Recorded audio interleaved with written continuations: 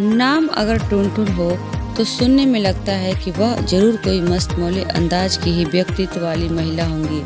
1940 की दशक की मस्तमौले अंदाज की फिल्मी कॉमेडियन अभिनेत्री टुनटुन की कहानी आज के वीडियो के माध्यम से मैं बताने वाली हूँ।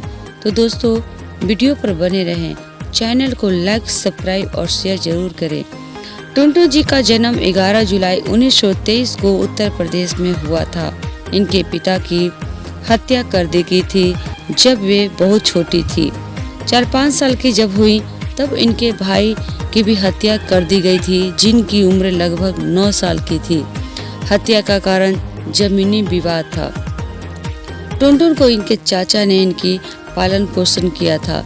जब टुनटुन बड़ी हुई तो उन्हें दूसरों के यहाँ झाड़ू पोछा करने जाया करती थी और उसी तरह अपना जीवन यापन करती थी। टुनटुन अच्छा खासा गाती थी और गाती भी थी तो लोग मस्ती से भर जाते थे। इनके गानों में मस्त मौला अंदाज था और गाने गुनगुनाना इनका शौक था। इस तरह टुनटुन अपने इस शौक को पूरा करने के लिए बाहर यानी मुंबई जाना चाहती थी। जब वह 13 साल की हुई तो वे अपने घर से भाग गई और आ गई मुंबई।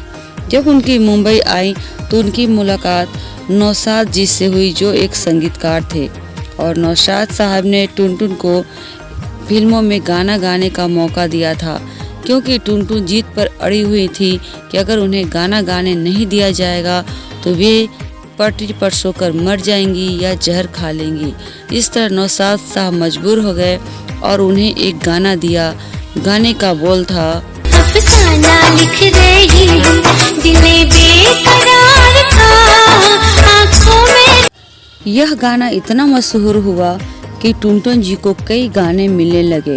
1940 और 50 के बीच उन्होंने करीब 48 गाने गा दिए थे, जिस तरह फिर आज मची धूम, ये कौन चला, बेताब है दिल आदि कई गाने गाए थे। दर्द फिल्म के बाद उन्होंने दुलारी, चांदनी रात, सौदा, मिनी, भिखारी, चंद्रलेखा आदि फिल्मों में भी गाने गाए थे। अपनी फिल्मी करियर में इन्होंने लगभग 198 फिल्मों में काम किया होगा और लगभग 70-80 गाने भी गाए होंगे। इनके गाने काफ़ी चर्चित होते थे।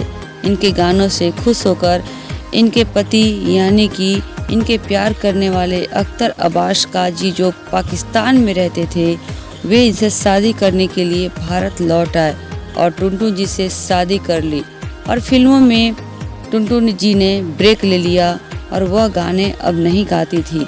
लेकिन पति की नौकरी से घर चलना मुश्किल था, इसलिए टुनटुन ने फिर फिल्मों की ओर अपनी किस्मत को आजमाया और इस बार वे फिल्मों में गायक नहीं अभिनेत्री का रोल करना चाहती थी, जो उन्हें करने का पसंद पड़ा। अब की बार उन्होंने संगीत का एक्टिंग छोड़ एक्टिंग के लिए अपना किस्मत आजमा लिया था और वजन ज़्यादा होने की वजह से उन्हें फिल्मों में कई संगीतकारों की जगह कई निर्देशकों ने कॉमेडियन का रोल करने का ऑफर दिया। देखते ही देखते लोगों को इनका एक्टिंग पसंद आ गया और यह बॉलीवुड की पहली महिला कॉमेडियन, भारत की पहली महिला कॉमेडियन अभिनेत्री से मशहूर हो गई। सिनेमा में मेल कॉमेडियन तो बहुत मिल जाएंगे, लेकिन दोस्तों उस समय में फीमेल कॉमेडियन मिलना मुश्किल था। लोग अभिनेत्री का रोल करने में भी हिचकिचाते थे, फिल्मों में आने के लिए हिचकिचाते थे। लेकिन टुनटुन की इतनी खासियत देखिए कि वे कॉमेडियन रोल के लिए भी नहीं हिचकिचाएं और फिल्मों में आ गई। टुनटुन जी ने महिलाओं की छवि को उजागर किया और उनकी ज़िंदगी ही बदल दिया कि महिलाएं सिर्फ अभिनेत्री, डॉक्टर या इंजीनियर नहीं बन सकती, बस दूसरों को हंसाने के लिए भी अलग से कुछ अंदाज से अपने आप को तैयार कर सकती हैं। अपने शरीर के भद्देपन के कारण वे लोगों को ताने भी सुनती थी। घरों में बचपन में झाड़ू लगाकर अपन जीवन यापन करने वाली टुनटुन काफ़ी डिडौल सी बेढौल लगती थी, लेकिन फिल्मों में यही बेढौलपन, यही बेडौल शरीर उनके काम आया और आवाज़ भी उनकी काफ़ी भारी भरकम थी, जो कॉमेडियन रोल के लिए बिल्कुल फिट बैठता था। शरीर के अनुसार बोलना, नाक नक्श चलाना, आंखें चलाना और बात बात पर जीभ निकालकर हंसना उनकी आदत थी और यही कॉमेडियन रोल उनकी जनता को भा गया और टुनटुन बन गई मशहूर कॉमेडियन। इनकी अंदरूनी शौक थी कि ये दिलीप कुमार जी के फिल्म में काम करे और उन्हीं की अभिनेत्री बने, और उनका यह शौक भी पूरा हो चुका था जब 1950 में एक फिल्म आई थी बाबुल, जिसमें दिलीप कुमार और नरगिस ने साथ में काम किया था और ये फिल्म काफ़ी मशहूर हुई और टुनटुन जी ने इसमें दिलो जान से काम किया और उन्होंने इस फिल्म को मशहूर होने में कोई कायदे नहीं रोके। इनका नाम उमा देवी था, लेकिन टुनटुन कैसे पड़ा इसकी भी लंबी कहानी है। जब दिलीप कुमार के साथ टुनटुन जी का एक सीन हो रहा था तो टुनटुन जी का पैर फिसला और वह दिलीप कुमार के ऊपर गिर गई।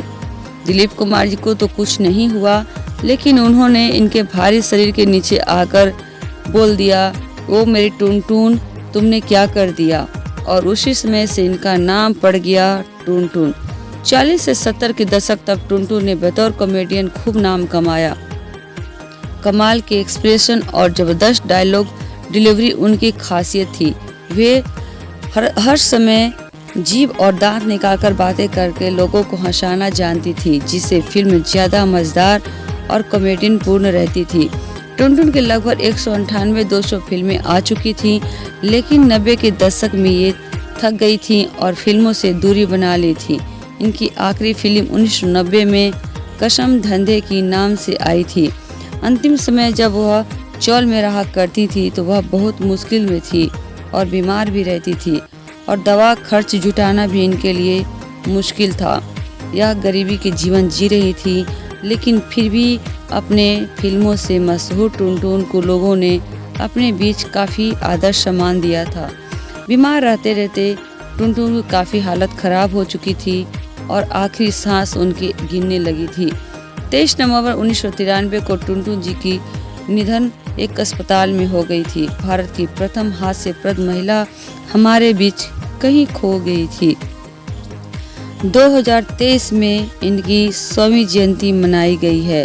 तो दोस्तों, ये थी टुनटुन जी की बायोग्राफी। कैसी लगी बायोग्राफी? आपको पसंद जरूर पड़ेगी, क्योंकि हमने भारतीय प्रथम महिला कॉमेडियन की कहानी आपसे शेयर की है। तो वीडियो को देखिएगा जरूर, अंत तक बने रहिए वीडियो पर। लाइक, सब्सक्राइब और शेयर जरूर कीजिए। तो दोस्तों, आज का वीडियो इतना ही। आपको देखने सुनने के लिए मेरी तरफ से धन्यवाद।